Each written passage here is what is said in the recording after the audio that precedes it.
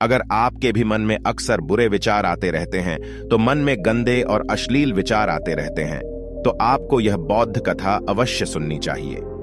एक गांव में एक युवक रहता था। वह बहुत परेशान था, क्योंकि उसका दिमाग उन चीजों के बारे में सोचता रहता है जिनके बारे में वह नहीं सोचना चाहता था।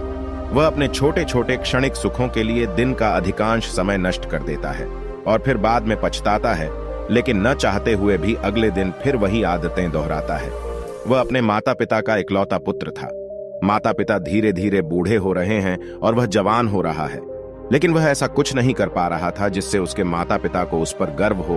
वह जानता था कि वह अपने समय और जीवन के साथ गलत कर रहा है, लेकिन वह बहुत कोशिश करने के बाद भी खुद को नहीं बदल सका। दूसरे बड़ों को उसकी परेशानी के बारे में बताते थे और लोग तरह तरह के सुझाव देते थे, लेकिन फिर भी कुछ नहीं बदल रहा था। अब उस लड़के को भी यह महसूस हो रहा था, उसका बचा हुआ जीवन ऐसे ही मानसिक बोझ और बुरी आदतों में बीत रहा है।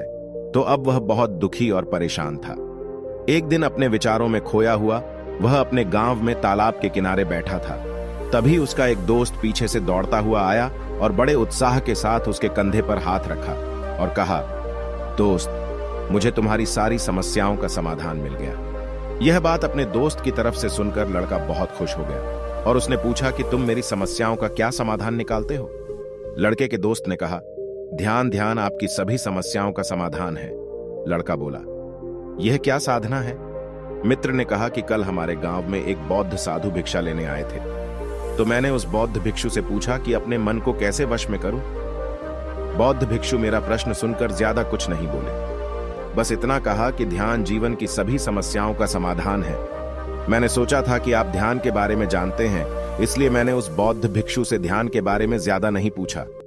दोस्त की बात सुनकर लड़के ने कहा, मैं उस बौद्ध भिक्षु से मिलना चाहता हूं। लड़का और उसका दोस्त उस बौद्ध भिक्षु को खोजने के लिए निकले। बहुत पूछताछ और प्रयास के बाद वे बौद्ध भिक्षु को पड़ोस के गांव में एक पेड़ के नीचे ध्यान करते हुए पाते हैं। वे दोनों उस बौद्ध भिक्षु के पास जाकर बैठ जाते हैं और उनकी आंखें खुलने का इंतजार करें। कुछ देर बाद जब बौद्ध भिक्षुओं ने उनकी आंखें खोली, तो उन्होंने उन्हें प्रणाम किया और कहा कि आपने मुझसे कहा था कि ध्यान जीवन की सभी समस्याओं का समाधान है, लेकिन आपने यह नहीं बताया कि ध्यान क्या है। बौद्ध भिक्षु ने कहा कि ध्यान क्या है, मैं इसे शब्दों में बयां नहीं कर पा रहा हूं, लेकिन अब क्योंकि आप लोगों ने पूछा है तो मुझे कुछ कहना है। तो सुनिए, ध्यान मतलब कोई सवाल नहीं, कोई जवाब नहीं, कोई विचार नहीं। यह एक स्थिति है जो हमें हमारी वास्तविकता से परिचित कराती है। इस मुकाम पर पहुंचने के बाद कोई सवाल ही नहीं या व्यक्ति के अंदर भ्रम बना रहता है, क्योंकि उसके लिए सब कुछ स्पष्ट हो जाता है। वह अपने जीवन की व्यर्थता से पूरी तरह अवगत हो जाता है। लड़की ने पूछा कि ध्यान की ऐसी अवस्था कैसे प्राप्त की जा सकती है? बौद्ध भिक्षु ने कहा कि ध्यान बहुत आसान है। क्या आप बैठना जानते हैं? लड़के ने कहा, हाँ, मैं बैठ सकता हूं। बौद्ध भिक्षु ने कहा कि तुम कितनी देर तक बैठ सकते हो? लड़के ने कहा कि मैंने कभी कोशिश नहीं की, लेकिन मैं तब तक बैठ सकता हूं जब तक मैं चाहता हूं। बौद्ध भिक्षु ने कहा कि आंखें बंद करो और रोज 1 घंटा सीधे बैठो। लड़की ने पूछा कि कब और कहां बैठना है? बौद्ध भिक्षु ने कहा, कभी भी कहीं भी, बस उस जगह को शांत और एकांत होना चाहिए। लड़के ने फिर पूछा, मेरे मन के ये गंदे विचार और बुरी आदतें कितने दिनों में दूर हो जाएंगी? बौद्ध भिक्षु ने कहा, अगर आप अपने साथ बैठ सकते हैं 24 घंटे आंखें बंद करके, सिर्फ 1 दिन में लड़का बौद्ध भिक्षु से आगे चलकर घर चला जाता है और ध्यान करने बैठ जाता है। जैसे ही वह आंखें बंद करके बैठता है, उसके मन में तरह तरह के विचार उठने लगते हैं, जैसे ध्यान करने से वास्तव में लाभ होगा, क्या मैं अपनी बुरी आदतों को छोड़ूंगा या नहीं, सब मेरा सम्मान कब करेंगे, मैं उससे प्यार करता हूं, लेकिन वो मुझसे प्यार क्यों नहीं करती, मैं क्या करूं कि ढेर सारा पैसा कमाऊं और अपने गांव का सबसे अमीर आदमी बन जाऊं। और भी इसी तरह के विचार उसके मन में उठने लगे। तभी उसे याद आया कि साधु ने कहा था कि ध्यान की अवस्था में न विचार होते हैं न भाव। अपने विचारों को रोकने की कोशिश कर रहा हूं, लेकिन क्या कभी कोई बहती नदी के पानी को रोक पाया है? यहां तक कि लड़का भी अपने विचारों को रोक नहीं पाया और आंखें खोलकर बैठ जाता है और सोचता है कि उसने जीवन में अब तक बहुत कुछ किया है, लेकिन ऐसा कभी नहीं किया, एक कठिन बात। और वह बौद्ध भिक्षु बोल रहा था कि ध्यान करना इतना आसान है। लड़का फिर से बौद्ध भिक्षु से मिलने के लिए अपना घर छोड़ देता है और उसके पास जाता है और कहता है कि आपने कहा था कि ध्यान बहुत आसान है, लेकिन यह मुझे दुनिया का सबसे कठिन काम लगता है। इतनी कोशिश करने के बाद भी विचार मेरे दिमाग में दौड़ना बंद नहीं कर सकते, बौद्ध भिक्षु ने कहा।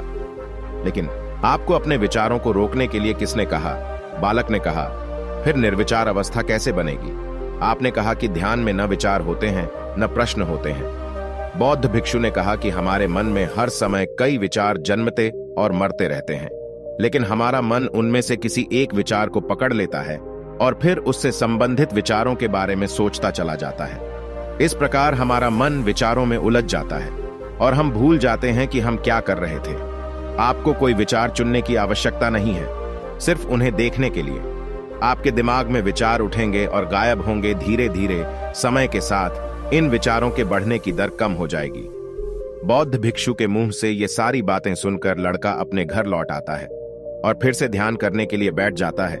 इस बार लड़का अपने मन में अपने विचारों को देखता है। जैसा कि बौद्ध भिक्षु ने बताया था, वह कुछ समय के लिए विचारों को देखने में सक्षम हो जाता है, लेकिन फिर उसके दिमाग में ऐसे विचार उठते हैं कि वह सोचना बंद नहीं कर पाता है और वह गहरे विचारों में खो जाता है। थोड़ी देर बाद उसे याद आता है कि वह ध्यान कर रहा था। वह फिर से विचारों को देखने की कोशिश करता है, लेकिन इस बार उसका दिमाग एक और चाल चलता है। अब उसके दिमाग में अश्लील विचार उठने लगते हैं। लड़का सोचता है कि ध्यान जैसी पवित्र अवस्था में क्यों क्या ये अश्लील विचार उत्पन्न हो रहे हैं। वह अपने मन में उठने वाले अश्लील और गंदे विचारों को रोकने के लिए बहुत कोशिश करता है, लेकिन वह उन्हें रोक नहीं पाता है।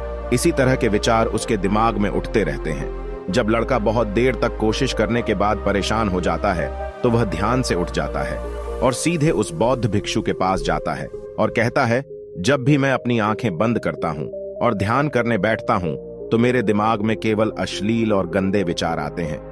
बौद्ध भिक्षु ने कहा कि कोई भी विचार अच्छा या बुरा नहीं होता है, इसलिए किसी भी विचार को जबरदस्ती दबाने की कोशिश न करें। यह बुरा है, क्योंकि विचारों का हमारा विरोध ही उन्हें और अधिक शक्तिशाली बनाता है।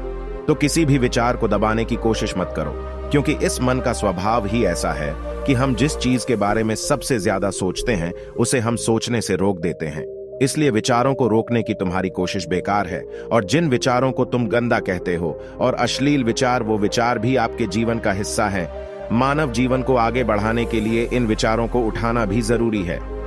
एक बात हमेशा याद रखें कि आप जीवन में जिस चीज को नकारते हैं, उसी चीज में हमारा दिमाग ज्यादा से ज्यादा दिलचस्पी लेने लगता है। इसलिए जीवन की किसी भी सच्चाई को नजरअंदाज करने की कोशिश न करें, सब कुछ स्वीकार करें, तभी आप उनसे मुक्त होंगे। इसका मतलब यह नहीं है कि आप हर समय सेक्स के विचार से ओत-प्रोत रहें। आपको यह समझना होगा कि सेक्स हमारे जीवन का एक छोटा सा हिस्सा है, पूरा जीवन नहीं। तो जीवन के इस पहलू को भी स्वीकार करो और आगे बढ़ो, क्योंकि इस जीवन में सीखने के लिए और भी बहुत कुछ है, लड़के ने कहा। लेकिन हमारा दिमाग हम पर चाल क्यों चलता है? क्या हमारा दिमाग हमारा दुश्मन है? साधु ने कहा, नहीं, हमारा मन हमारा शत्रु नहीं है। वह केवल उन चीजों का अनुभव करना चाहता है जो आराम और खुशी लाती हैं। अगर आप अपने दिमाग से बुरे विचारों को खत्म करना चाहते हैं, तो अपनी आदतों में बदलाव करें। आप आदतों को तभी बदल सकते हैं जब आपका मन आपके वश में हो, और आपका मन आपके वश में तभी आएगा जब आप स्वयं को जानेंगे, जब आप स्वयं को महसूस करते हैं, जब आपको ध्यान लगता है। यह कहते हुए बौद्ध भिक्षु खड़ा हो गया और एक हल्की सी मुस्कान के साथ लड़के के सिर पर हाथ रखा। इसके बाद उसने अपना भिक्षा पात्र उठाया और वहां से चला गया। लड़का बौद्ध भिक्षु को जाता हुआ देखता रहा, पर अब वह बहुत खुश था, क्योंकि उन्हें अपनी समस्याओं का समाधान ध्यान के रूप में मिल गया था। वह समझ गए थे कि उन्हें प्रतिदिन ध्यान के लिए बैठना है और उन्हें अपने विचारों को आते जाते देखना है, लेकिन किसी भी विचार को रोके नहीं। समय के साथ वे विचार अपने आप गायब हो जाएंगे।